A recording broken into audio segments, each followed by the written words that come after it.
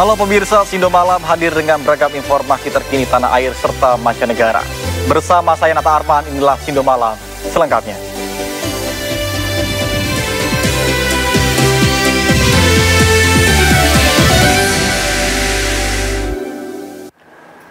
Pemirsa Sindo Malam, kita awali dengan informasi 4 orang terluka saat kebakaran menghanguskan sebuah pabrik tisu di Karawang, Jawa Barat. Sementara itu di Bogor, 7 orang terluka saat kebakaran menghanguskan pabrik pengolahan limbah.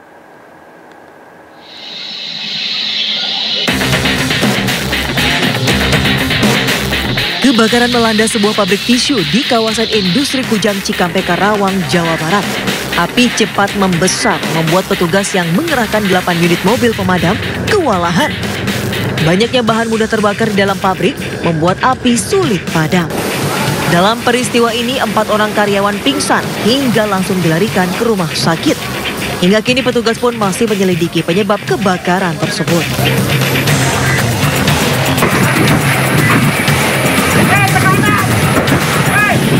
Sementara itu di Bogor, Jawa Barat, kebakaran hebat melanda sebuah pabrik pengolahan limbah di Jonggol. Api cepat membesar dan sejumlah ledakan pun sempat terjadi. Saat proses pemadaman, petugas damkar sempat kesulitan lantaran banyak zat kimia berbahaya yang rentan memicu ledakan. Akibat kebakaran ini 7 orang luka bakar hingga harus dilarikan ke Rumah Sakit Umum Daerah Cilengsi untuk mendapatkan pertolongan medis. Dari Karawang dan Bogor, Jawa Barat, Tim Liputan iNews melaporkan.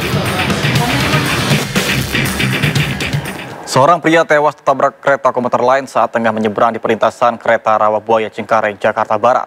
Korban tewas mengenaskan dengan kondisi tubuh termutilasi.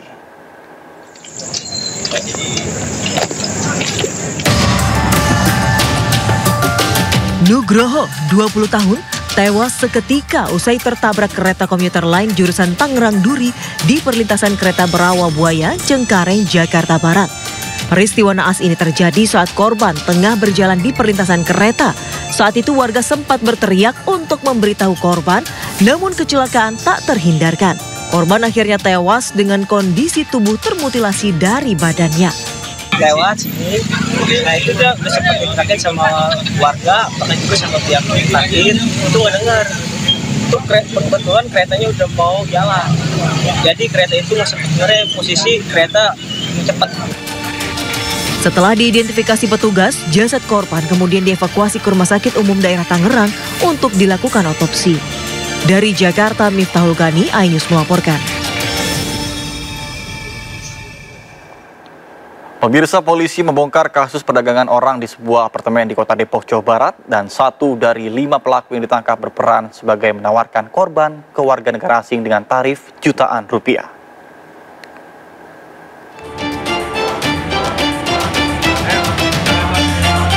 Aparat Polres Depok, Jawa Barat mengungkap kasus tindak pidana perdagangan orang di sebuah apartemen di Depok.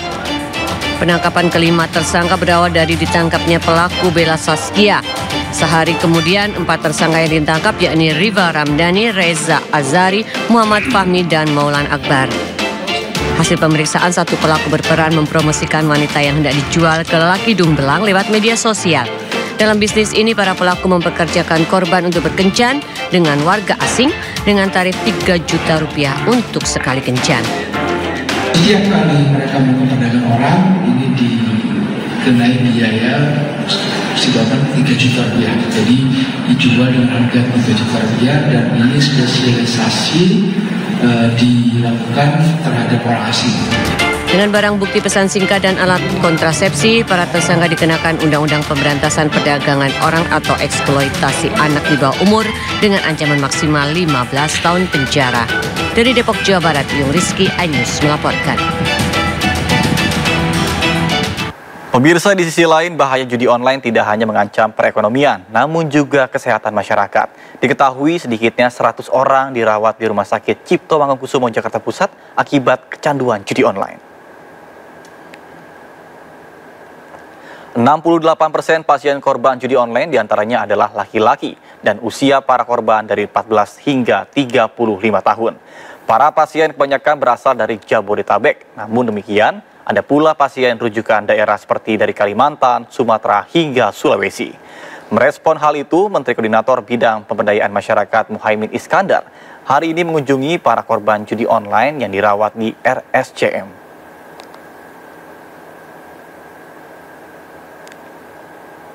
Hari ini salah satu langkah saya memulai dari aspek penanganan kesehatan. Dari situ terbongkar ternyata semua.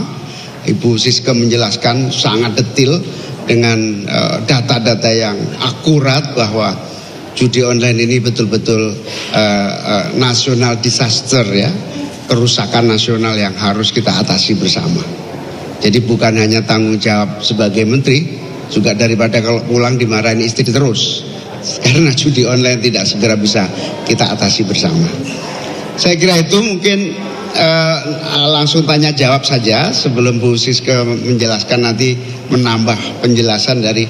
Saya bisa menengok saudara-saudara kita yang menjadi pasien di unit psikiatri. Saya ketemu seorang pasien yang sudah sehat, juga menjelaskan bagaimana kecanduan dan akhirnya sempat pulang pergi dari rumah sakit ini, kambuh lagi, diatasi lagi, alhamdulillah akhirnya sembuh. Dan juga masih banyak pasien-pasien yang datanya amat sangat banyak di seluruh Indonesia. Pemirsa, Kepala Pusat Pelaporan dan Analisis Transaksi Keuangan atau PPATK mengikuti rapat dengar pendapat dengan Komisi 3 DPR periode 2024-2029. Dalam rapat itu, PPATK menganalisis perputaran dana judi online pada periode Januari hingga Juni 2024 mencapai 13,2 triliun rupiah.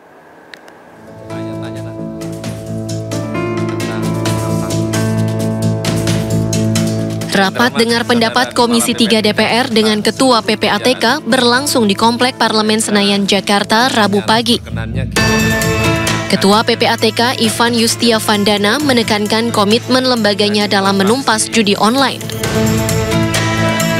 Setidaknya sebanyak 10 laporan hasil analisis PPATK dengan total perputaran dana judi online pada periode Januari hingga Juni 2024 mencapai 13,2 triliun rupiah. Salah satu penyebab transaksi judi online semakin meningkat lantaran nominal deposito untuk judi online semakin terjangkau bagi masyarakat bawah, dimulai dengan nominal Rp10.000.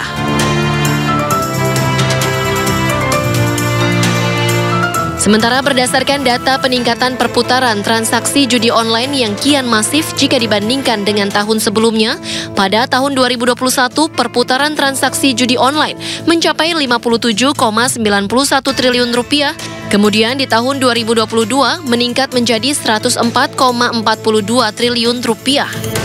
Perputaran transaksi pada 2023 juga melonjak menjadi 327,05 triliun rupiah. Sedangkan pada semester pertama 2024 sudah mencapai 174,56 triliun rupiah. Transaksi judi online di tahun 2024 semester 1 sudah melampaui jumlah transaksi di tengah semester tahun 2023 atau bahkan lebih dari 1 tahun penuh di tahun 2022.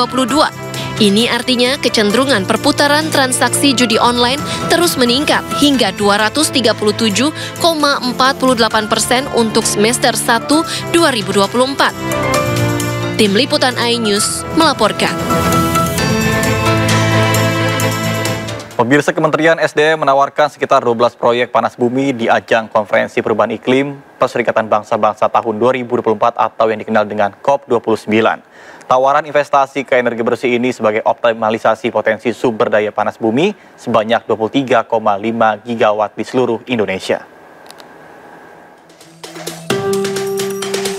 Dalam agenda COP29 di Olympic Stadium Azerbaijan, Indonesia menawarkan potensi sumber daya panas bumi yang bisa dioptimalkan sebanyak 23,5 gigawatt di seluruh Indonesia. Namun hingga kini baru digunakan hanya sebesar 2,59 gigawatt saja. Kepada para anggota Konferensi Perubahan Iklim Perserikatan Bangsa-Bangsa 2024 atau UNFCCC, yang dikenal dengan sebutan COP29, Dirjen Energi Baru Terbarukan dan Konservasi Energi Kementerian SDM Enia Listiani menegaskan Indonesia resmi menawarkan 12 proyek panas bumi dengan investasi senilai 34 triliun rupiah.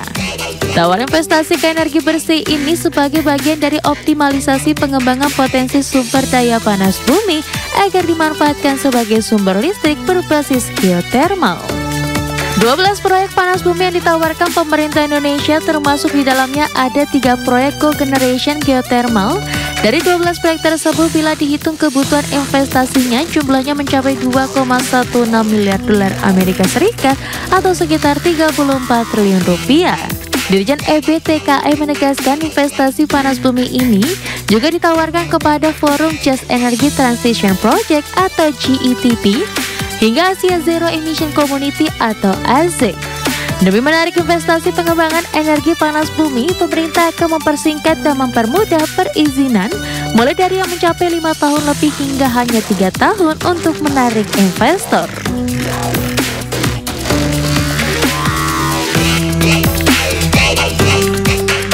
Pemirsa, untuk menekan impor bahan bakar, pemerintah terus mendorong pengembangan biosolar hingga B50 dan pembuatan bioaftur. Pemerintah memastikan akan membuat mandatori penggunaan CPO untuk pengembangan biodiesel dan bioaftur di Indonesia. Pemerintah melalui Kementerian SDM terus mendorong pengembangan biosolar hingga B50 pada tahun 2026. Langkah ini dilakukan untuk menekan impor solar serta memanfaatkan bahan baku dalam negeri. Selain biodiesel B50, pemerintah juga akan mendorong pembuatan bioaftur. Menteri SDM Bahlil Lahadalia menekankan Indonesia perlu segera membangun kilang bioaftur untuk mencegah ketergantungan pada negara lain. 2026 kami diberikan target harus bisa menyusun sampai dengan sampai dengan B50. Ini juga termasuk kita membuat bioaftur. Pak Presiden Prabowo memerintahkan agar berlahan-lahan kita sudah mulai masuk bioaftur, karena kalau tidak, negara lain yang akan membangun kilang aftur ini. CPO-nya dari kita, minyak jelantahnya dari kita. Habis itu hasilnya kita olah di negara lain, kemudian kita bisa beli barang dari mereka. Jadi saya melaporkan kepada Bapak Ibu semua, anggota Komisi 12 yang saya hormati, ini kita akan merencanakan untuk membuat mandatori. Bahlil memastikan ke depan Kementerian SDM akan membuat mandatori penggunaan CPO untuk pengembangan biodiesel dan bioaftur di Indonesia.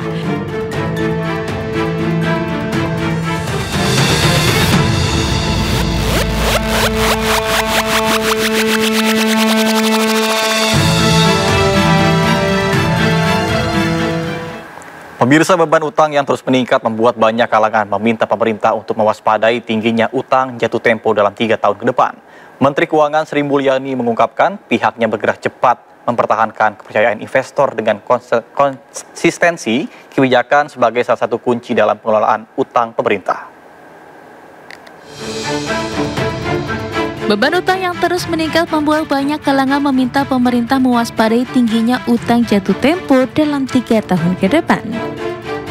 Total utang yang telah menyentuh 8.473,9 triliun rupiah hingga September lalu diperkirakan akan memperberat beban fiskal pemerintahan Prabowo.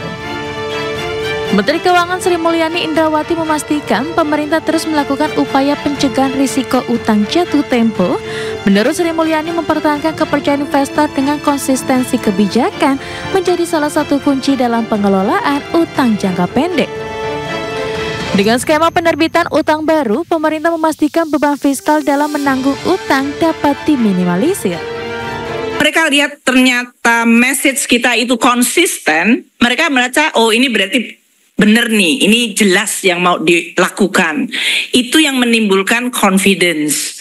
Jadi confidence tuh nggak dibuat-buat, tapi memang merupakan upaya keras kita semuanya. Dan kami di Kementerian Keuangan juga bekerja keras untuk menjaga tadi, kalau kita bicara tentang penerimaan akan seperti ini, belanja akan seperti ini, kita mau isu utang sekian, kita mau, itu kami sampaikan. Sehingga di DPR kami juga menjelaskan, di investor atau di bondholder, masyarakat secara umum juga bisa melakukan.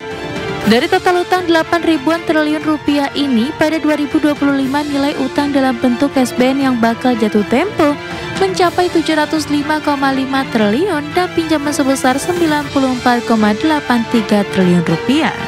Lalu pada 2026 nilai utang SBN yang jatuh tempo mencapai 703 triliun serta pinjaman sebesar 100,19 triliun. Lalu pada 2027 nilai utang SBN yang jatuh tempo mencapai 695,5 triliun dan pinjaman 107,11 triliun rupiah.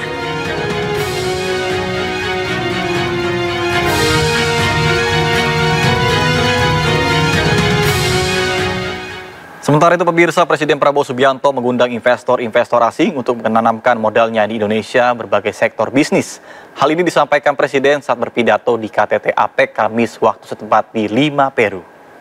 We open the health sector for foreign health companies. We are opening our education sector. We invite foreign universities to open campuses. We are inviting foreign hospitals to open their branches in Indonesia. We are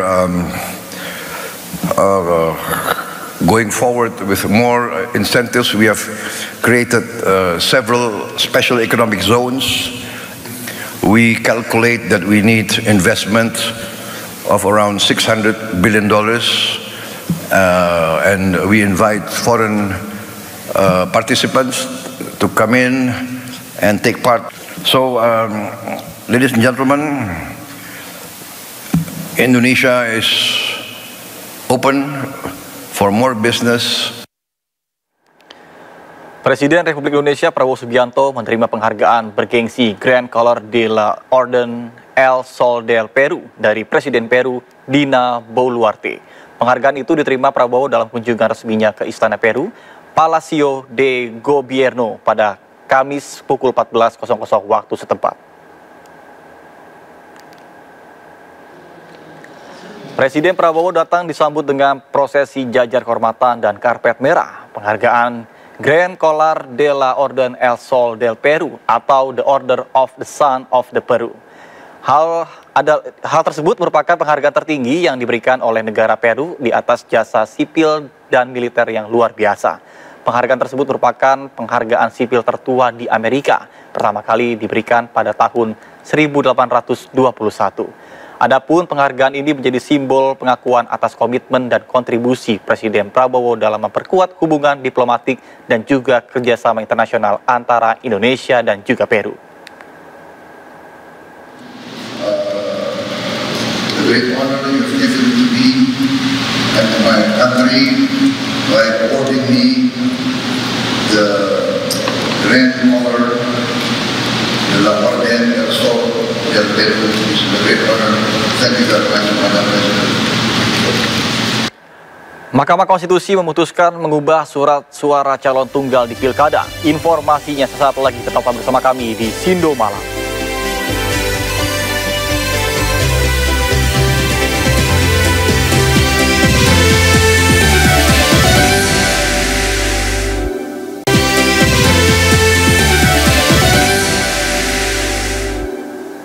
Terima kasih Anda masih bersama kami di Sindo Malam. Pemirsa, inflasi Amerika Serikat mencapai 2,6% pada Oktober 2024 dan mengakhiri tren penurunan yang terjadi sejak Maret 2024. Kenaikan inflasi memicu kekhawatiran The Fed untuk kembali bersikap hawkish. Biro Statistik Tenaga Kerja Amerika Serikat mencatat inflasi Amerika Serikat pada Oktober 2024 sebesar 2,6% secara tahunan. Angka ini lebih tinggi dari inflasi tahunan pada September 2024 yang sebesar 2,4%. Kenaikan inflasi ini pun menjadi yang pertama dalam 7 bulan terakhir, mengingat sejak Maret 2024 inflasi tahunan Amerika Serikat menunjukkan tren penurunan. Adapun inflasi inti mencapai 3,3% di Oktober 2024 atau sama dengan September 2024. Sementara inflasi umum di Oktober 2024 sama dengan September 2024 yang sebesar 0,2%. Realisasi data terbaru inflasi serta kuatnya belanja konsumen di Amerika Serikat dan pertumbuhan ekonomi akan menjadi dasar bagi sikap para pengambil keputusan di Bank Sentral Amerika Serikat atau The Fed dalam pembahasan mengenai biaya pinjaman dalam beberapa bulan ke depan. Di mana ketika pasar melemah, penurunan inflasi menjadi pendorong bagi para pengambil kebijakan The Fed untuk menurunkan suku bunga. Saat ini The Fed juga harus menghadapi serangkaian kebijakan baru di bawah kepemimpinan Presiden terpilih Donald Trump.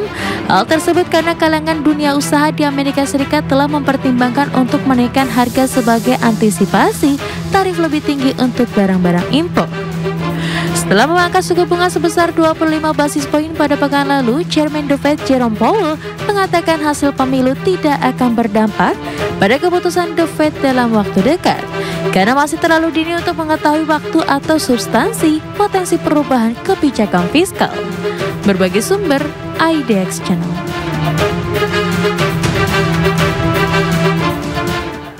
Pemirsa, Presiden Prabowo Subianto mengklaim Indonesia akan bisa swasembada energi ke depannya, khususnya energi bersih.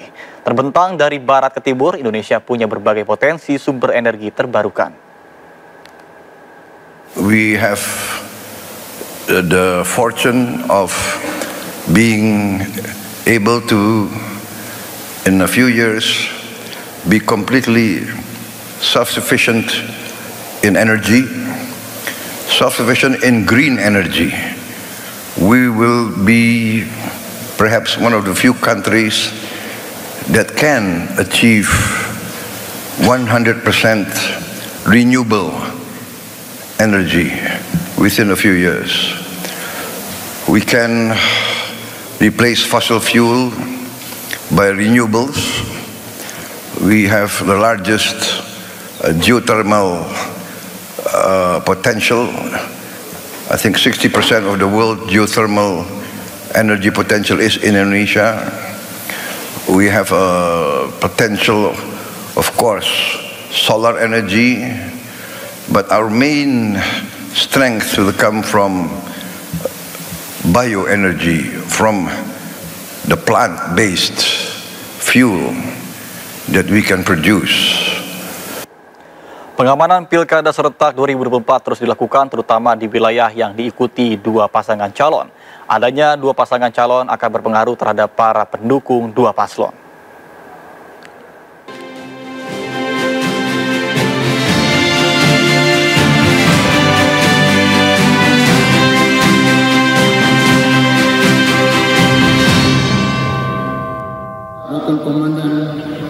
Hal ini disampaikan dan Korbrimob Polri, Komjen Pol Imam Widodo pada HUT ke-79 Brimob yang digelar di Makobrimob Kelapa II, Depok, Jawa Barat.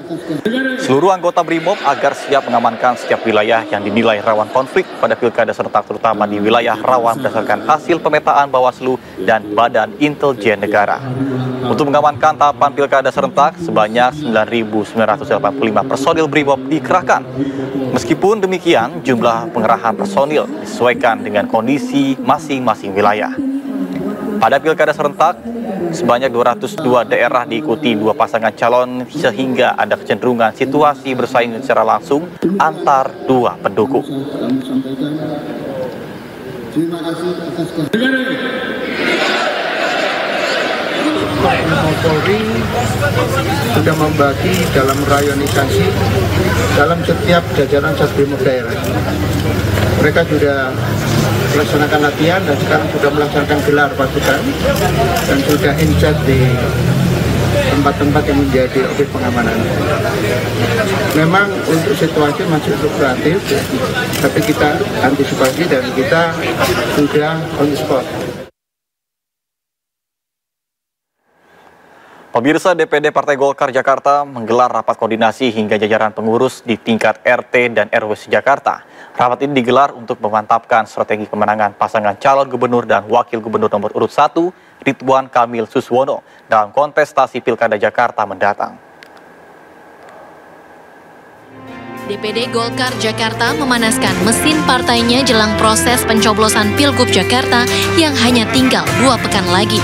Bersama ribuan jajaran pengurus dan kader partai hingga tingkat RT, RW di Jakarta, Partai Golkar menggelar rapat konsolidasi di kantor DPD Partai Golkar, Cikini, Jakarta Pusat.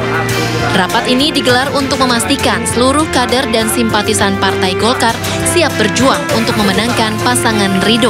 Mereka nanti bekerja bersama-sama dengan para kader yang lain untuk memenangkan pasangan Ridwan Kamil Suswono di lingkungan mereka terlebih dahulu.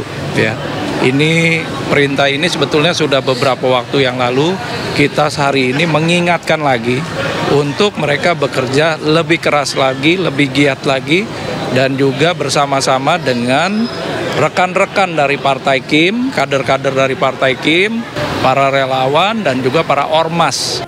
Jajaran pengurus dan kader partai yang tergabung dalam Koalisi Indonesia Maju Plus berkomitmen dan solid akan memenangkan pasangan Ridwan Kamil Suswono di Pilkada Jakarta dalam satu putaran. Tim Liputan iNews melaporkan. Pemirsa, pasangan Cagup-Cawagup Jakarta nomor urut 1 Ridwan Kamil dan Suswono menggelar kampanye akbar di Cengkareng, Jakarta. Cagup Independen nomor urut 2 Dharma Pongrekun berkampanye di daerah tempat tinggalnya di kawasan Lebak Bulus, Jakarta Selatan. Sementara Rano Karno akan membangun sistem drainasi yang lebih baik agar Jakarta tidak terus banjir saat musim hujan. Pasangan Cagup-Cawagup Jakarta nomor urut 1 Ridwan Kamil Suswono menggelar kampanye akbar di Cengkareng, Jakarta. Kampanye akbar terbuka untuk umum dan menampilkan sejumlah musisi ternama.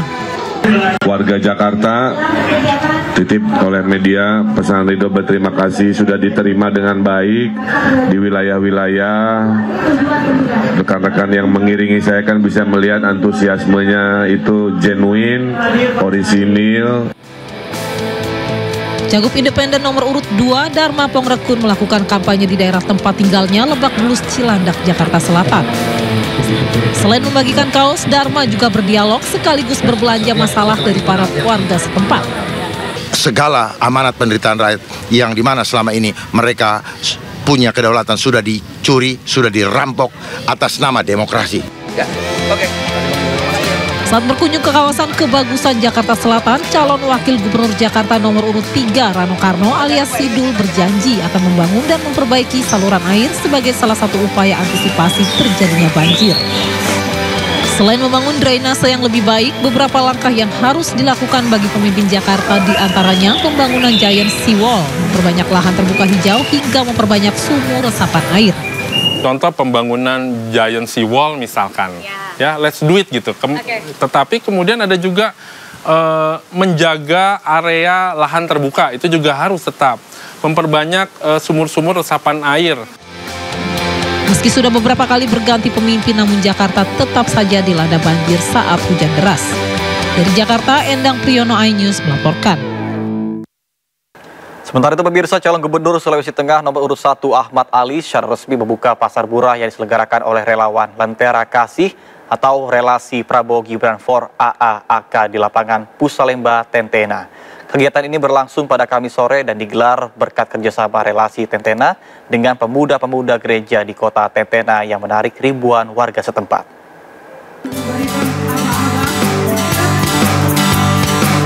Ahmad Ali hadir secara dadakan dan diberi kehormatan untuk memotong pita sebagai tanda dimulainya pasar murah tersebut. Pasar murah yang melayani penukaran 2.000 kupon ini mendapat respon positif dari masyarakat. Warga menyampaikan rasa terima kasih atas bantuan yang dinilai sangat membantu, khususnya di tengah kebutuhan pokok yang terus meningkat. Bahwa selama saya menjadi anggota DPR RI, saya tidak akan pernah menerima gaji saya. Karena gaji itu saya peruntukkan untuk pegawai SARA, masjid saat itu pembangunan masjid, pembangunan rumah-rumah ibadah lain.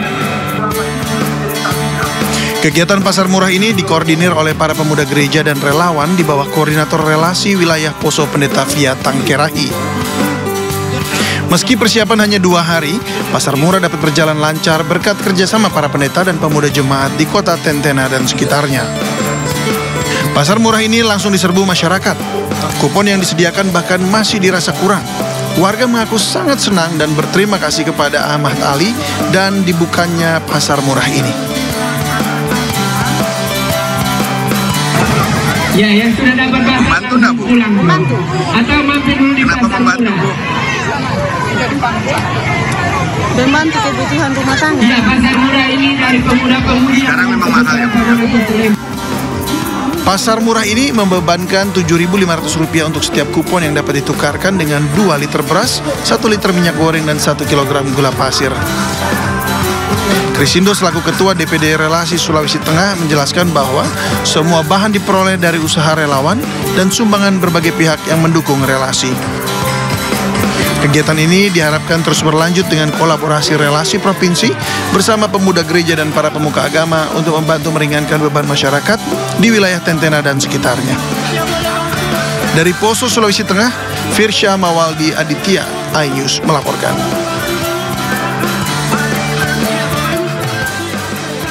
Pemirsa, Mahkamah Konstitusi memutuskan mengubah surat suara calon tunggal pilkada dengan menambahkan keterangan setuju dan tidak setuju. Namun perubahan ini baru akan berlaku pada pilkada serentak tahun 2029 mendatang. Dilaksanakannya pemilihan kepala daerah yang demokratis. Mahkamah Konstitusi mengabulkan perkara nomor 126/PUU 22 tahun 2024 terkait desain surat suara calon tunggal dalam perhelatan pemilihan kepala daerah. Dalam surat suara calon tunggal nantinya harus ditambahkan keterangan setuju dan tidak setuju.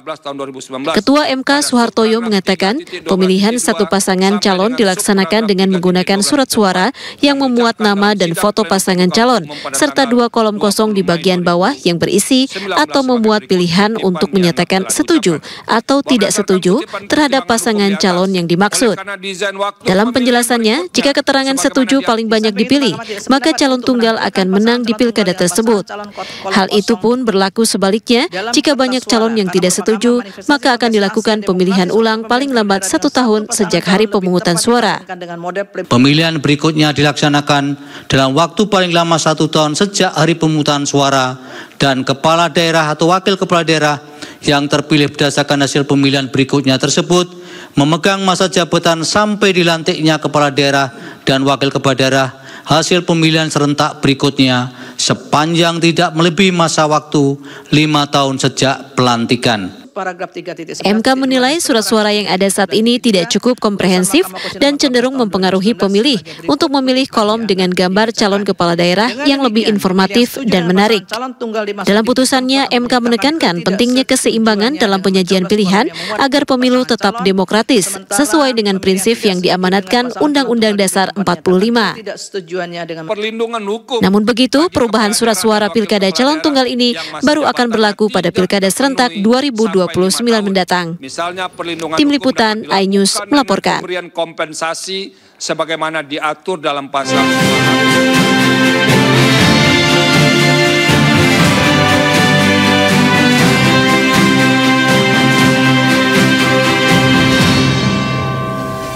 Sebuah bus yang membawa rombongan tamu pernikahan jatuh ke sungai Indus, Pakistan Utara. Sindo Malam akan segera kembali, tetaplah bersama kami.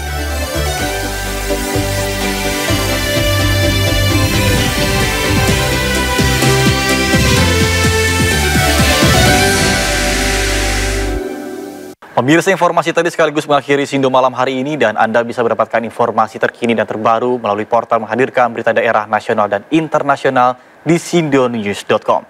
Saya Nata Arman beserta kerabat kerja pamit undur diri. Selamat malam dan sampai jumpa.